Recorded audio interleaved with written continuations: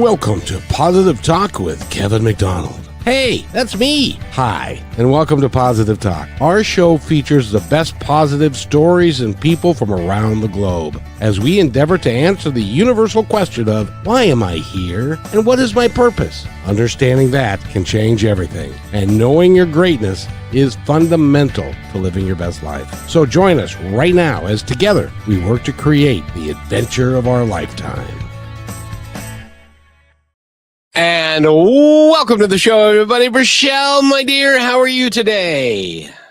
It's a rough day, but I am super excited to be here. We have a great guest, and I'd have to say one thing I woke up very thankful for is some cloud cover.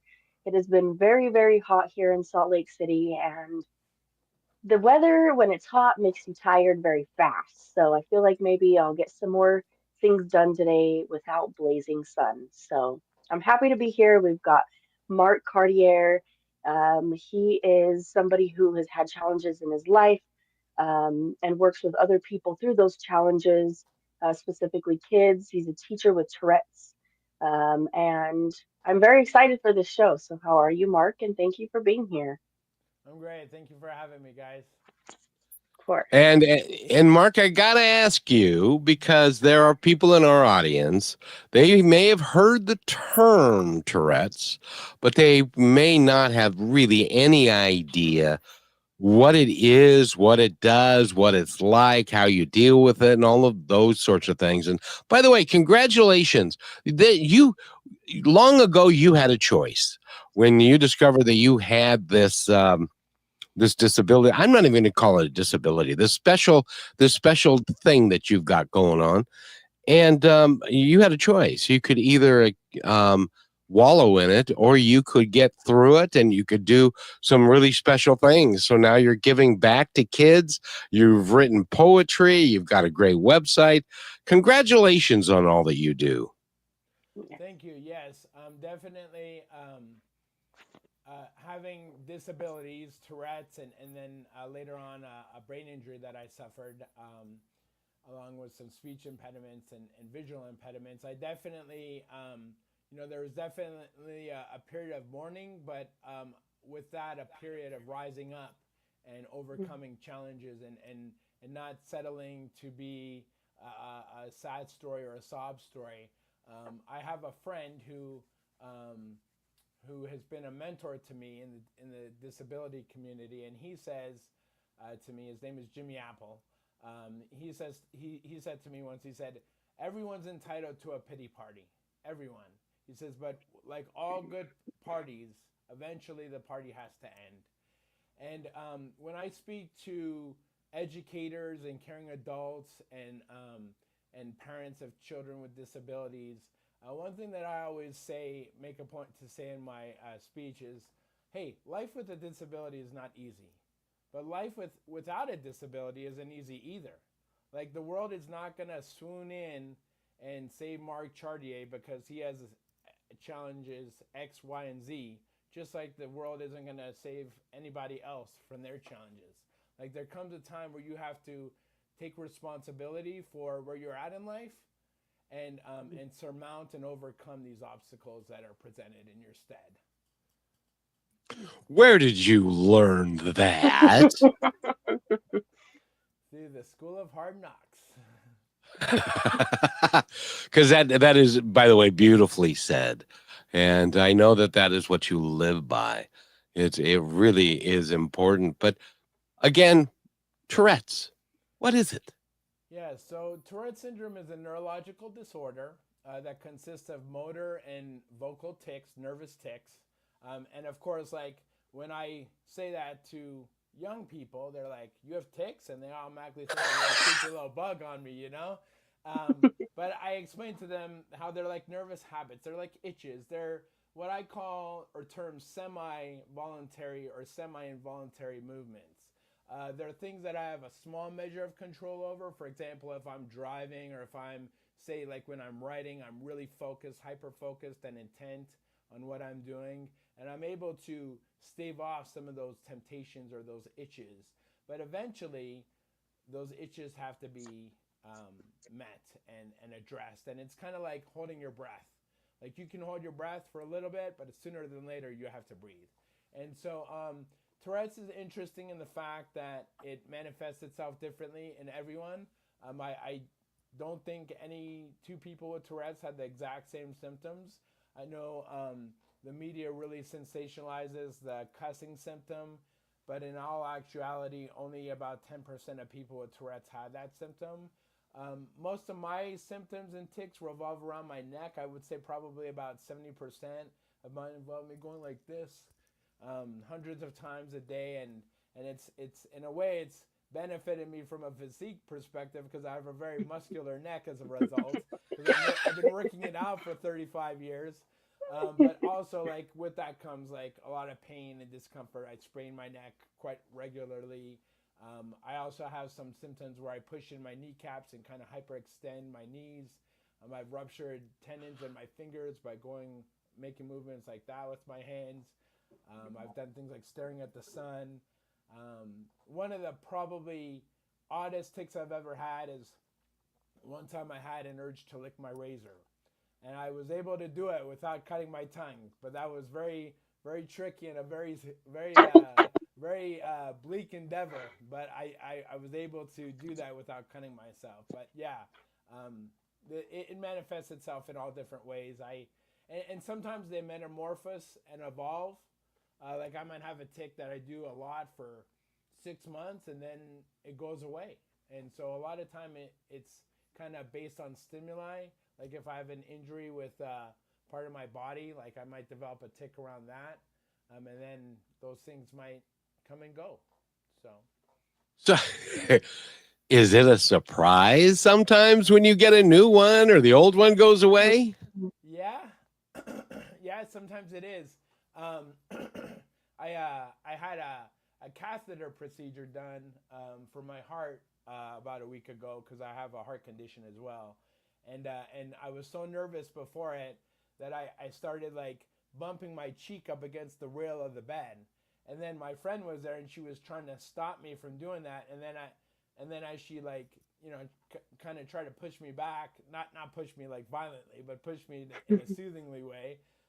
Like I took my finger and I started punching myself in the eye, and she just took my, she was great. She took my hands and just, you know, tried to press them down and try and give me some pressure to help settle me down because I was really nervous. Yeah. So yeah, I mean that's just one example off the bat that comes to mind. Well, Mark and I'll tell you, and Rochelle, I'd love your opinion on this, but 10% have got this swearing thing going on or this cursing thing. I'm willing to tell you that the general population's got more than 10% that are doing that sort of thing Yeah. anyway. So, Yeah. so, Yeah. so, Yeah. so Rochelle, what do you think? Yeah, and I love that there's those both sides of it that you brought up, Mark. First of all, the ratio of numbers, because I can say that as a 26-year-old female, I go on social media and I see ticks, and it's more of just this like fun, crazy, and I love that we're finally embracing it. These differences that are like we don't understand this and it's new, but we're accepting it and understanding that people carry these things. But I love how you bring such a reality point to it. Like this can be dangerous and your consciousness has to be like a little more heightened at the same time, even when your body's just kind of reacting. And I think people probably do that in so many different ways just in their normal life, right? With you have anxiety, like you said, with you had a heart problem and you're going to work on it and you have anxiety. That is normal. Mark is human. That's what I'm hearing. There's just maybe a few things that stand out a little more physically that will show that, right? Yes, absolutely. Definitely like there are so many things that go along with Tourette's. Like Hmm. you mentioned the word anxiety, like that's a comorbid disorder that goes along with it. Yeah. OCD, like I have as I've gotten older, my OCD tendencies have grown much more significant, and they intertwine with my tics. A lot of my tics because um, a lot of times, and you'll probably see me throughout the show, like I'll drift off and look at something, and I have to look at something until it feels just right. And a lot of times, a lot of times those involve looking at people specific ways. And it could be like I could be looking at something behind someone or something on their shirt or something like that. And a lot of times there's a lot of um, um, I want to say like like like a lot of times people don't understand that, they don't get that, and I get it, because not all people do get it unless you have Tourette's or something like this. But a lot of times people get the wrong idea, that they think like I'm checking them out or something like that, and it can be very awkward at times for them and for me, and I recognize that. But that's just a part of like spreading awareness, spreading information. I pride myself on being very open about my conditions. I tell my students, I'm an elementary teacher, so I work with K through 5 kiddos. The older kiddos, I tell them I'm very open about, hey, Mr. C, which is what my students call me. I'm like, hey, Mr. C has a disability. He has Tourette's, but hey, he still went on to graduate college. He still went on and got 2 master's degrees. And he's been a special ed teacher for 18 years now, and he didn't let that stop him. He overcame those challenges, and I still get up and come to work every day for you guys, because I love you guys, and just showing them that I'm real. Like you said, I'm human. I'm a person, and yeah, I have a disability, but I'm a person before my disability. Very true. Yeah, well, Mark, but the problem that you're going to have convincing me that you have a disability is you have 2 friggin' master's degrees. Yes, I had a very interesting. So I graduated high. So I'm gonna back up a little bit. I had my first symptoms of Tourette's when I was 7 years old. My parents were getting a divorce, and I was temporarily with my mother, who had schizophrenia and kind of fell apart when her and my dad split up, and kind of went through a traumatic experience with her, kind of running rampant in what I call a schizophrenic binge. It's just really bizarre behavior, and I was 7 years old, and that's when I developed my first tic that I can recall. And there's actually a poem in my second book about it called "My First Tourette," and it just chronicles those few days where I was on those escapades with my mom. And then again, like that first tic, I had a spiral notebook, and what I did was I took the spirals of the notebook and scrummed them across my lips until my lips bled, and were totally just totally injured from that. And so, but this was back in the 80s. I'm dating myself here, I know, but this was back in the early to mid 80s. And so I went through all of public school without knowing I had Tourette's. I had these behaviors that kind of waxed and waned. They came and went. But it wasn't until my senior year in high school, when I moved to Colorado Springs at that point in time, that my dad's girlfriend had cut out a newspaper article about Tourette syndrome. And she said to my dad, she said, "Hey, read this. This is Mark. This describes Mark." And so this was 1993-ish, and I was a senior in high school. And I had went through all of high school with a lot of behaviors that in many ways I was a teacher's worst nightmare. I got poor grades, I got into fights, I stole, I committed vandalism. But thanks to the positive relationships I had with my teachers and some caring adults, I really turned my life around before I exited the school system. So once I was diagnosed, it was like, whoa, like, okay, this explains a lot. This is why I've been who I've been. And so, yes, there was a period of like shock, but shortly after, I graduated high school with a 1.9 GPA, which was not very good. And I floundered for about... Me too. Yeah. Same. Yeah. I floundered after high school for about a year or two. I was in a real toxic relationship, and I at the behest of my stepmother at that time, I decided to go down to Pueblo, Colorado, which is where I still live today. And I got admitted on probationary status. In fact, the first time I applied, they told me no. They declined my application. And then I begged them. I said, "Is there anything I can do to make you reconsider?" And they said, "Retake the ACT, and if you get a higher score, we'll we'll think about it. So I took it again. I got a score high enough for them to admit me on probationary status. And that was just a monumental, life-altering event in my life because I got away from that person I was in that toxic relationship with. I came down to Pueblo. I thrived in college, even though I still suffered from a lot of side effects from my medications. And then, like I said, shortly after, a few years later into it, I sustained a brain injury, which caused me to develop a significant stutter. But at any rate, I guess what I'm getting at is I made the most of my opportunity. Even though it wasn't easy, at times it was very bleak, but I persevered and I tried and I tried and I kept trying, and I wasn't going to accept failure.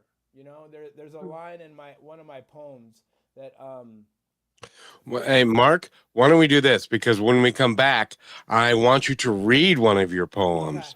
But so you get to pick which poem you'd like to read, and Michelle's going to take us to break. Okay. Yes. Well, thank you for being with us, everybody. We're having an amazing conversation. Please stay with us till the end. This is very powerful stuff and a lot of knowledge. I have so many questions for you, Mark, and I'm very thankful for your time. So it's us with Mark. And remind me, is it Cartier? Because I think I mispronounced it, and that's Chartier. Kevin's job. Chartier. Chartier. Okay. Yeah. We got Mark Chartier, myself, and then of course the one and only Kevin McDonald. So don't go anywhere, anybody. We'll be right back to talk about Mark's poems. I've been outed again. We'll be right back. You became a real estate agent for freedom, success, and real momentum. So why are you still stuck waiting for closings to save you? I'm Ophir Adar, founder of Real Momentum, and I help agents like you become seven-figure earners. My first client that I coached, brand new agent, made $250,000 back in 2006. What's the secret? You feed your white wolf. That's the part of you that's bold and unstoppable and a closer and able to build rapport quickly. So click Get Listings at Real Momentum and let's unleash your real estate potential. And welcome back to Positive Talk with Rochelle. She's right there. That's her. That's her. And my name is Kevin McDonald. And Mark. Chartier. Chartier. Well, and I knew 2 out of the 3 of us were going to get it right, and so, but I knew which one wasn't. But Rochelle's got a ton of questions for you.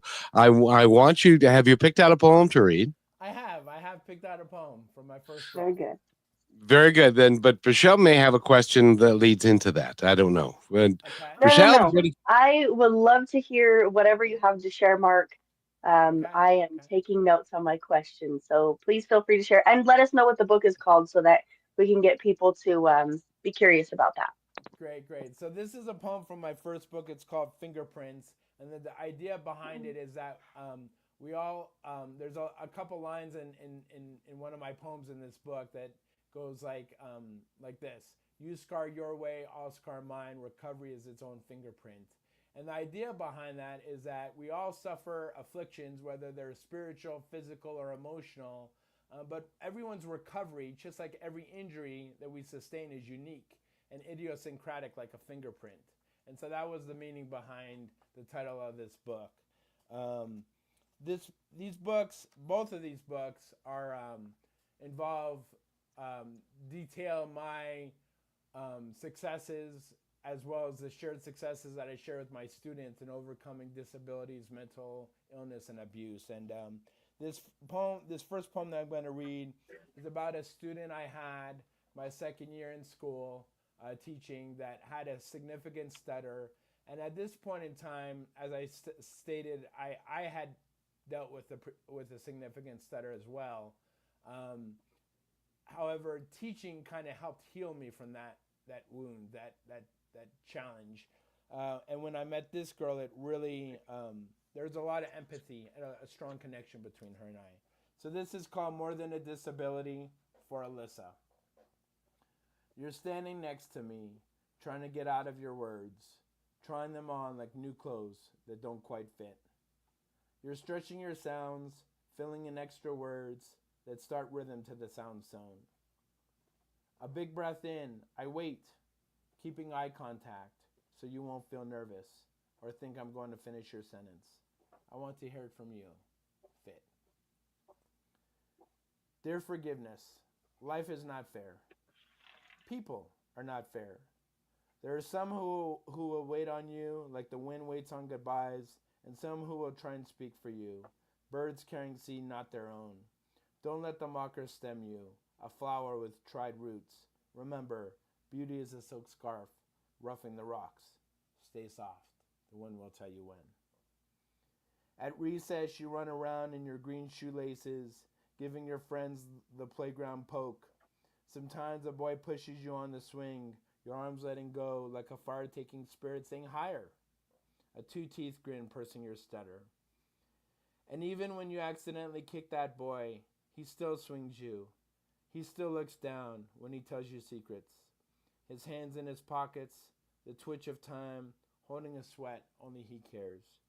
Getting you like vision through glass. Forgiveness. Were I able to shell that stutter out of your reach and into mine, I would not say another word. I would take a likely breath and watch you speak to that boy like those new clothes finally fit.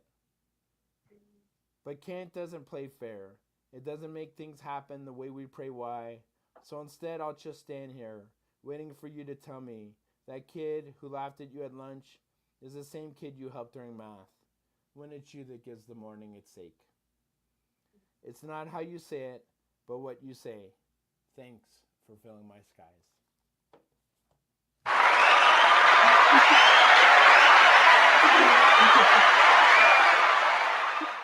That's beautiful, Mark. Thank you. Thank you. Yeah. And you've got 2 books of poetry out. And tell us what the second book is up for.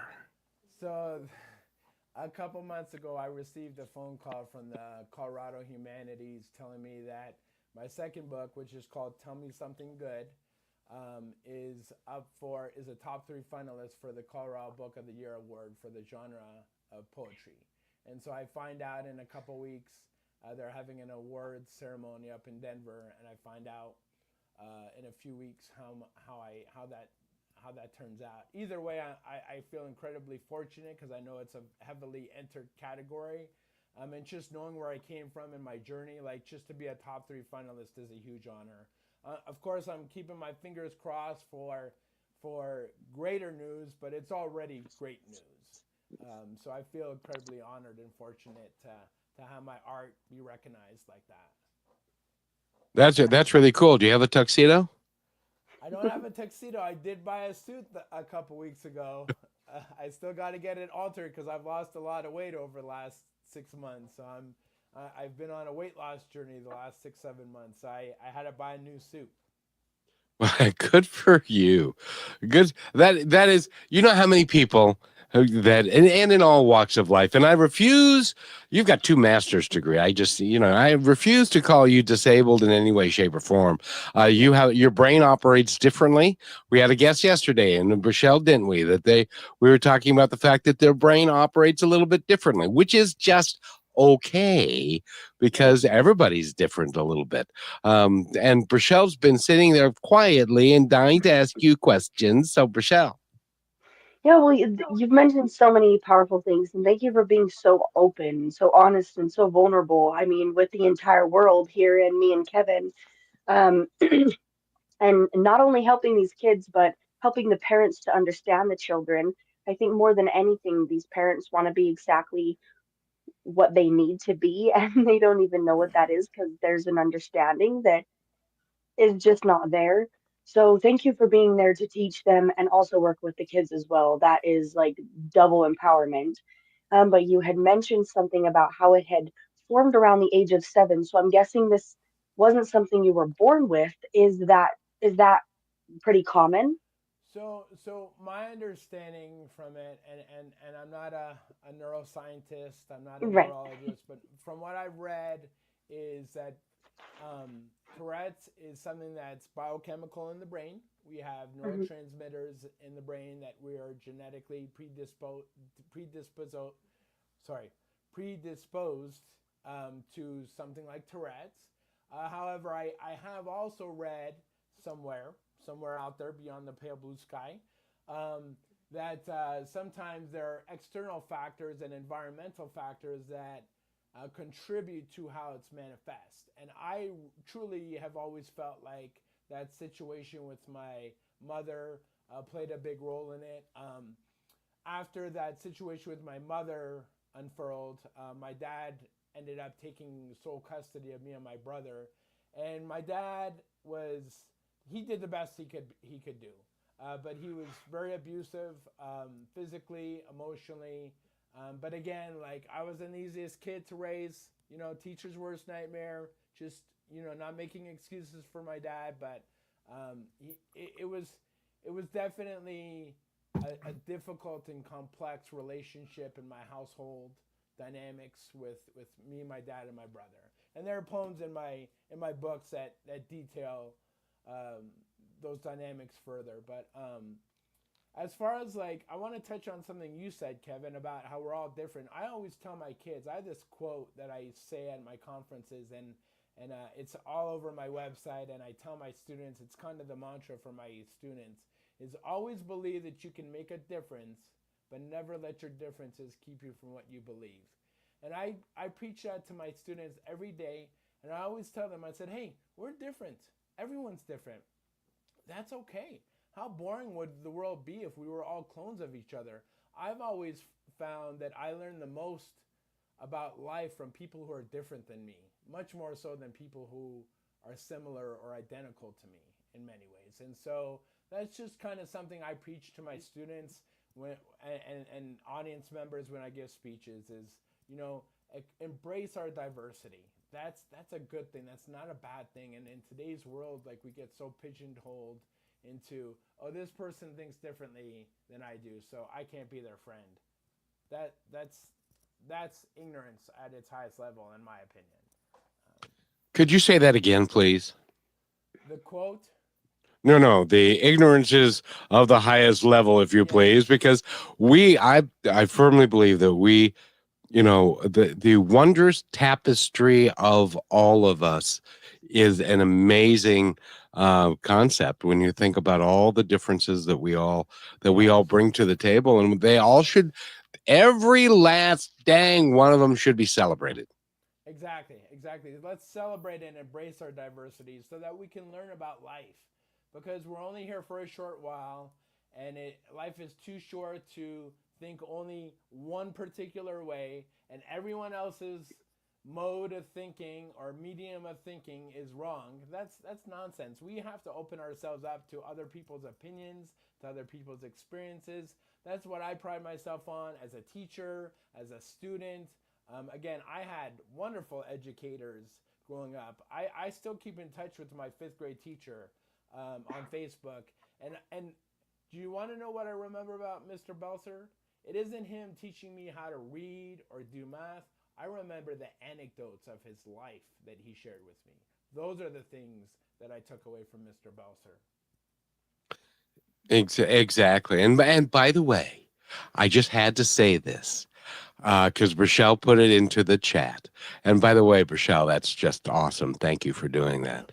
Because, Mark, have you ever heard of a guy by the name of Bernie Taupin?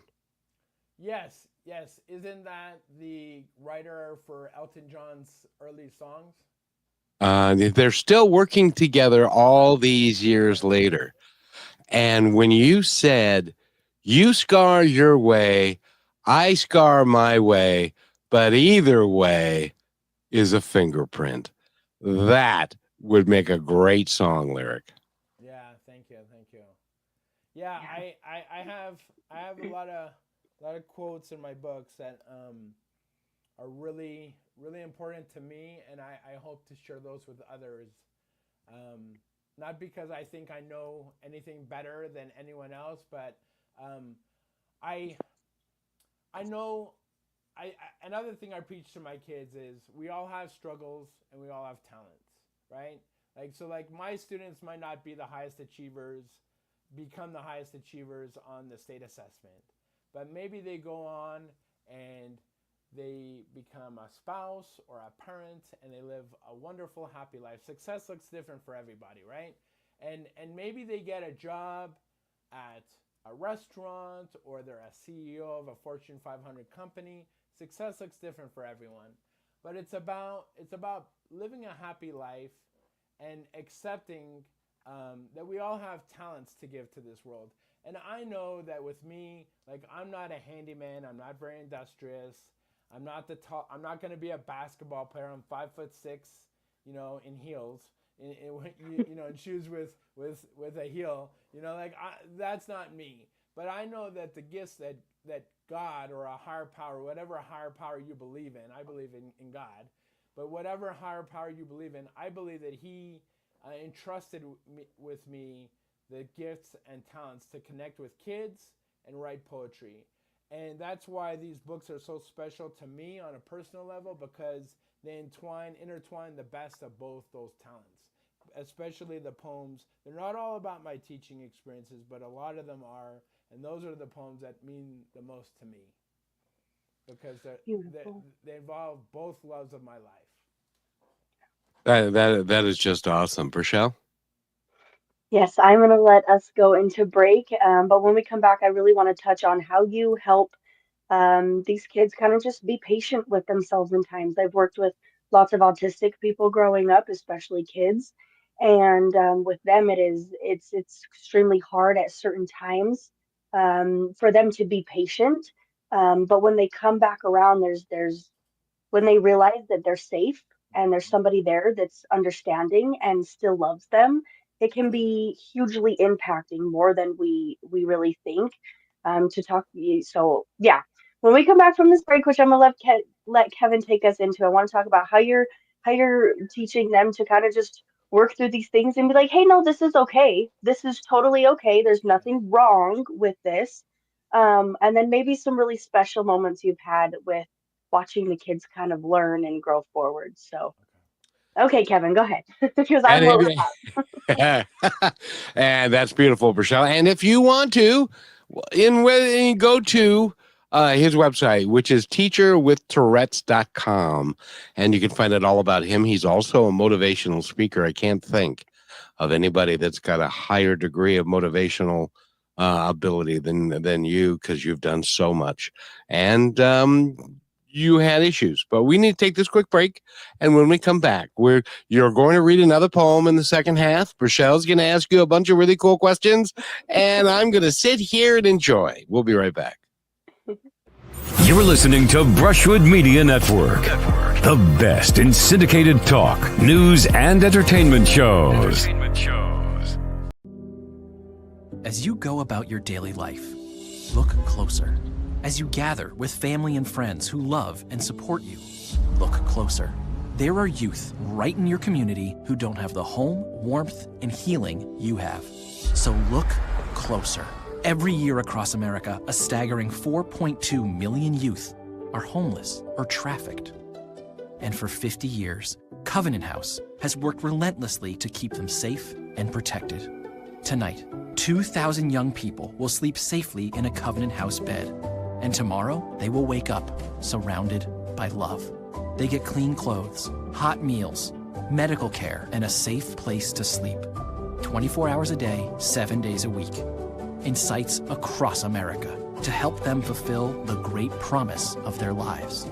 So look closer at Covenant House. To help or get help, go to covenanthouse.org. And welcome back to Positive Talk with Kevin McDonald, and Rochelle is here, and Mark Chartier. Thank you, Mark. Well, you see, I get a bit of a break because I've got my camera. It's right in front of your name at the moment, and anyway. But Rochelle, I leave it to you, my dear. What would you like to ask Mark? Yeah, two things, Mark, is just how do you help these kids be a little more patient and accepting of themselves? when they're going through challenging things? And what are some really extraordinary happy moments you've had in the classroom with all the different disabilities happening, and just been able to make some light out of it? Yes, yes. So one thing that's big for me, and this is what this is the premise and platform of my speaking engagements, is the power of positive relationships. I think in order to understand the importance of the power of a positive relationship, you have to have had negative relationships in your life, which I've had, but I choose to focus and accentuate the positive relationships that I've had in my life. And I strive every day. Every day I walk through my school building doors, I walk in there with the mindset of, okay, this is an opportunity to make a difference in the life of a child. And hopefully, prayerfully, more than one. And I always tell people, like, if you're into predetermination, you need to get out of teaching. If you've already decided a kid is going to fail, you need to just retire. Because I go in there every day looking for an opportunity to make a difference in a child's life. With that in mind, one of the ways that I build positive relationships with kids is I do this thing called Good Things, where we, at the beginning of group or instruction, we go around and I have this cheesy song that I sing, tell me something good, woohoo!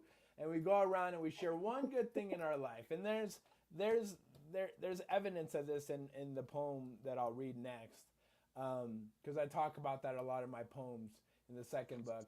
And we share, and the importance is that we all have one good thing to celebrate.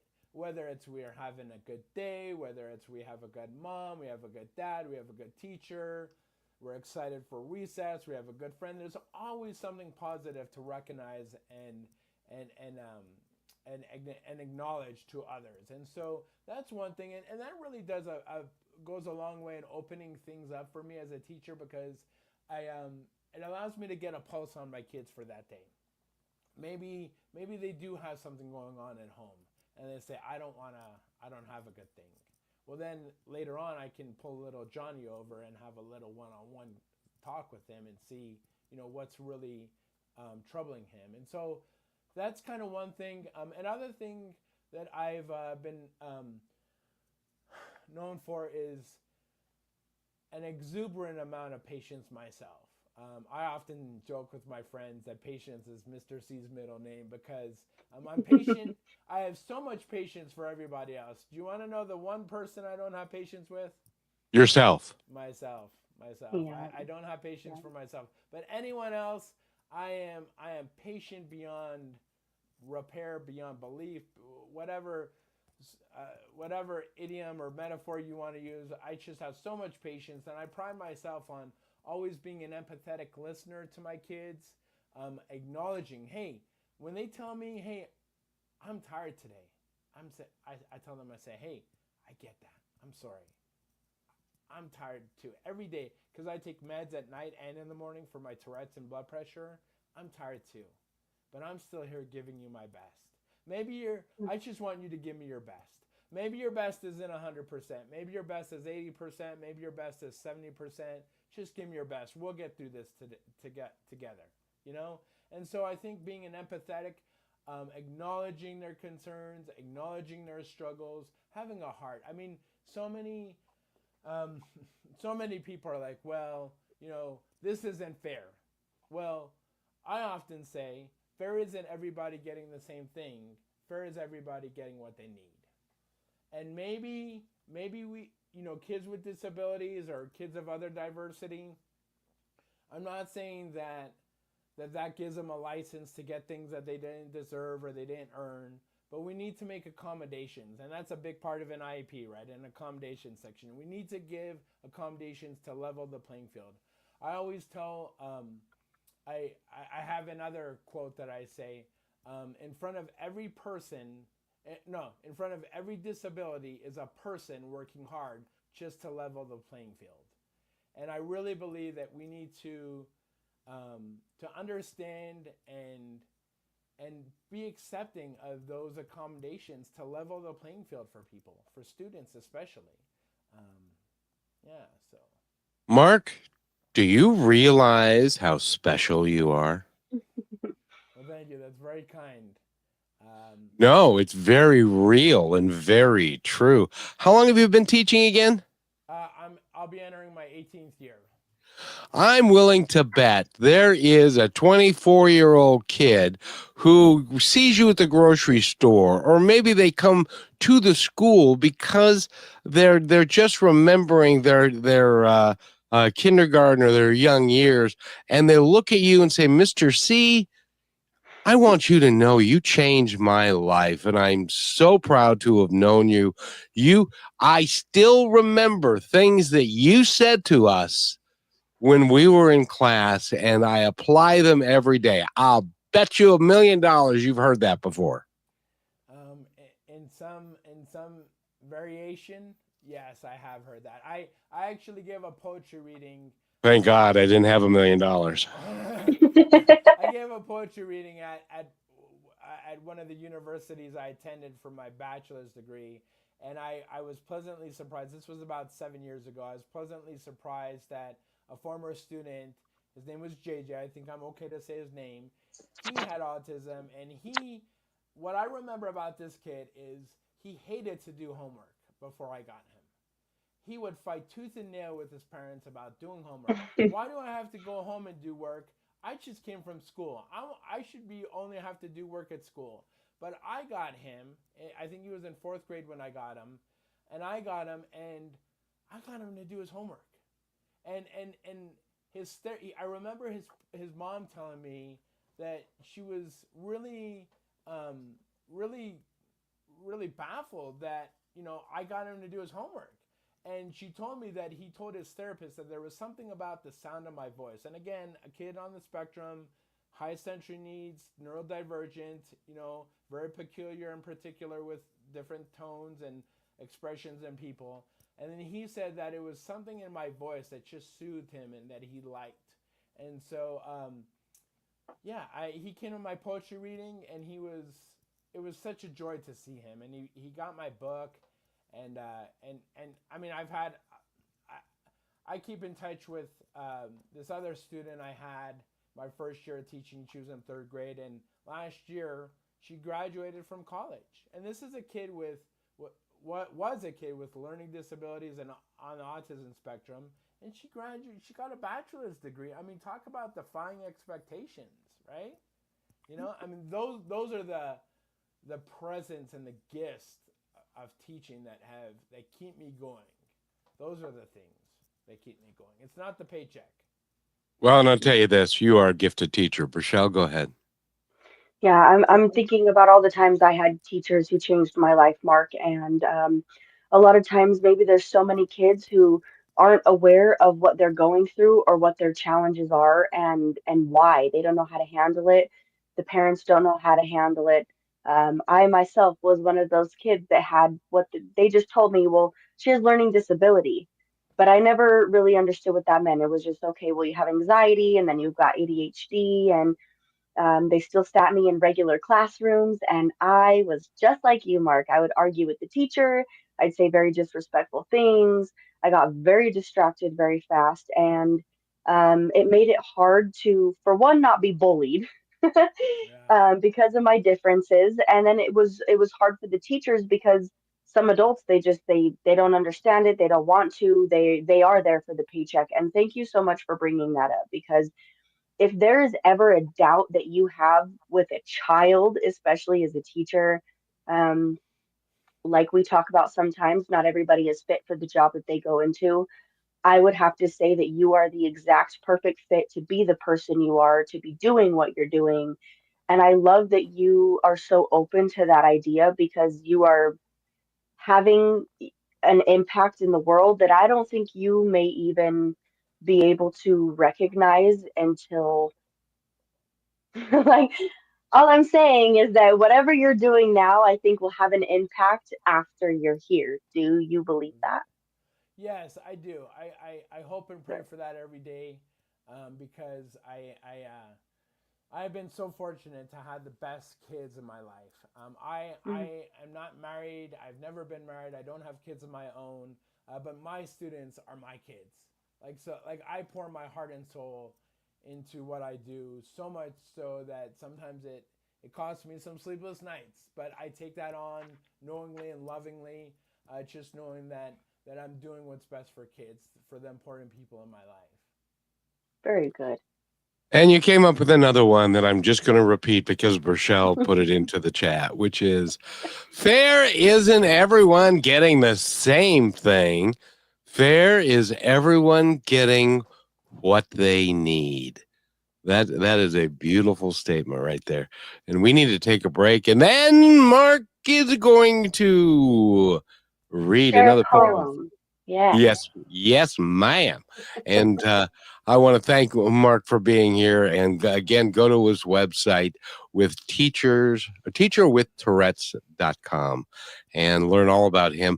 He'd be a hell of a motivational speaker to have at your school or your church or wherever. I think he would be just phenomenal. We will be right back in 39 seconds, Mark.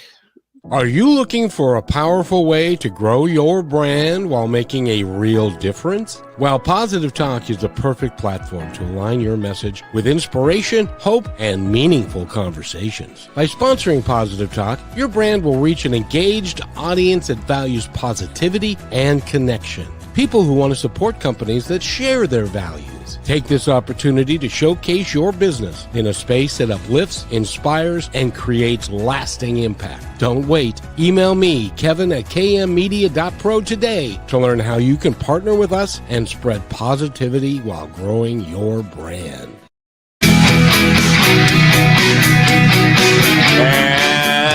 And welcome back to Positive Talk with Rochelle. She's right there. I was going to remark, Rochelle, you and I dressed at the same tailor today. We were wearing the same color clothing. We're Mine's just a that little- good.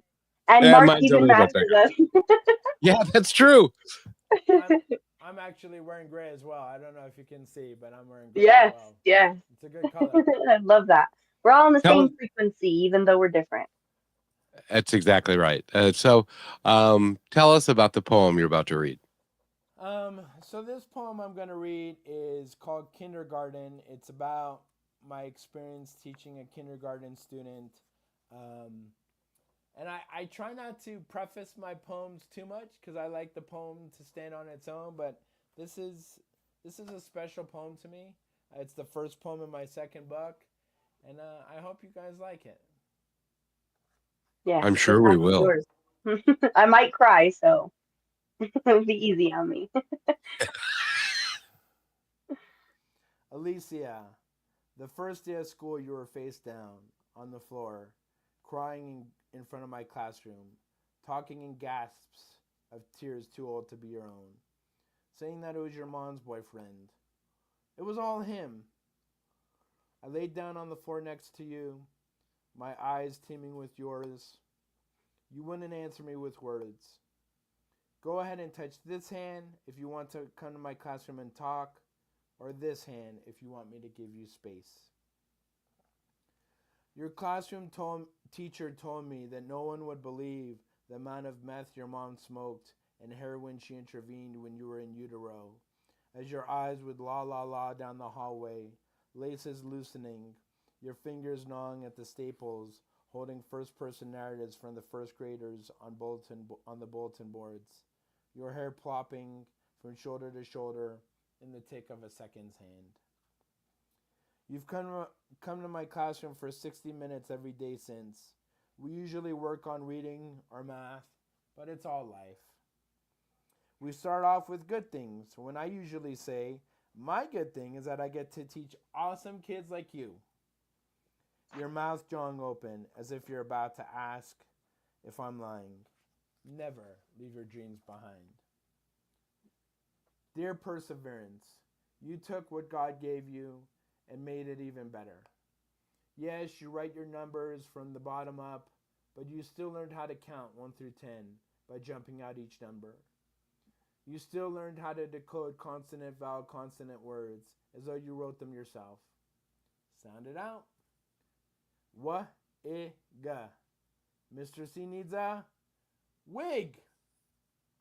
And how your eyes time when you call me crazy, because I sing "Don't Worry, Be Happy" in class, or reenact a lifeboat scene between Rose and Jack in Titanic.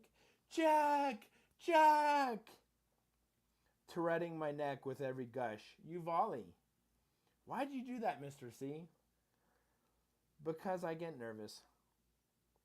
Why are you nervous? You are a textbook blur between patience and hope when you ask, "Are you a daddy, Mr. C?"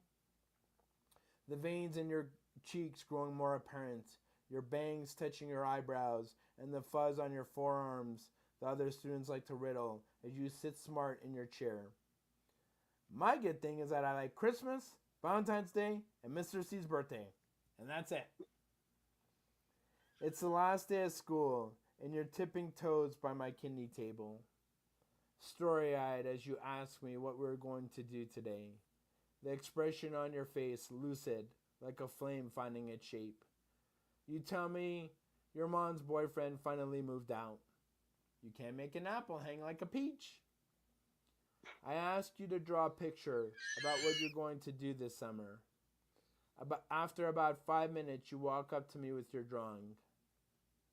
Tell me about it. You comment in the moment, hoist your head, and point. It's a picture of you and my mom looking up at the stars.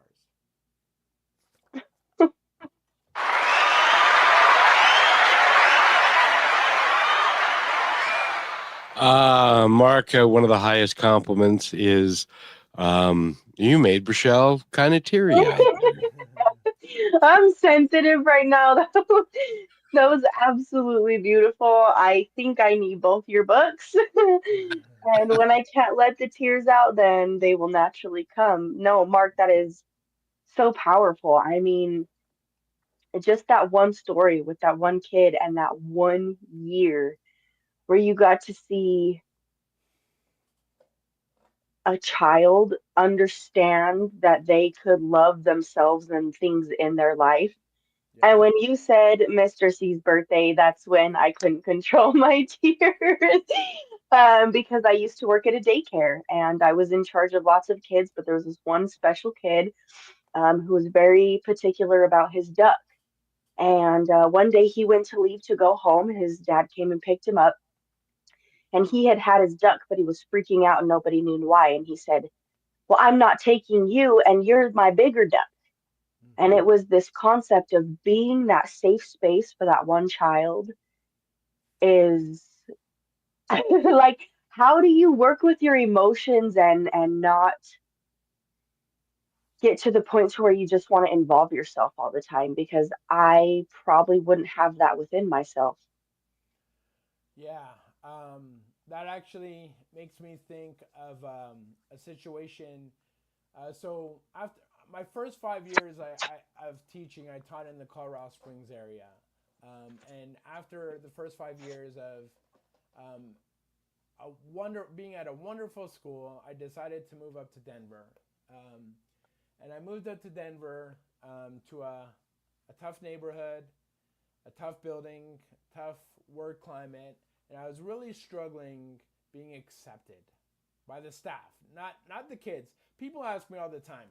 They're like, "Hey, how do kids respond to your Tourette's?" Kids are not the problem. Kids are very loving and accepting. It's the adults that struggle. It's the adults that struggle sometimes with me. But I was in this new school, and I was really struggling to fit in and get my footing.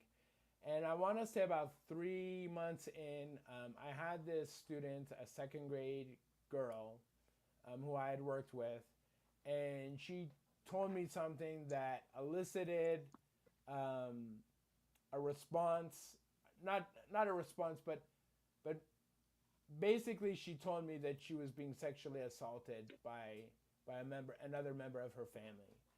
And of course I talked to her about it as diligently and as appropriately as I could, and I brought it to my principal, and we got the authorities involved, and they went to the house later on that evening. And of course I was a mess because this is a kid who even in 3 months I had a remarkable relationship with. And this is a kid that had been going to that school for several years and had siblings in that school as well that were also being assaulted.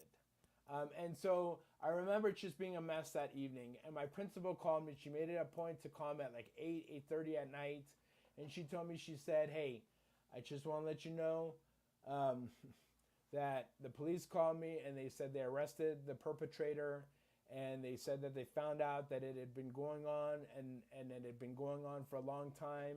And that if that kid didn't feel comfortable enough to share that with you, and I'm getting a little emotional here, if that kid didn't feel comfortable sharing that with you, that would still be going on.